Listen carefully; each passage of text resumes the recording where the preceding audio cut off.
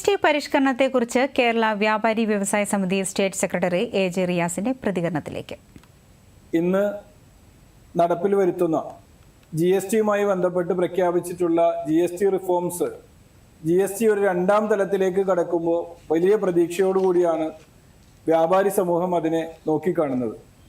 ഏറ്റവും അത്യന്താപേക്ഷിതമായ ഉൽപ്പന്നങ്ങളെല്ലാം തന്നെ 5% വരുന്നു എന്നത് വ്യാപാര മേഖലയിൽ വലിയ കുതിച്ചുചാട്ടം ഉണ്ടാകും എന്നാണ് ഞങ്ങളും പ്രതീക്ഷിക്കുന്നത്.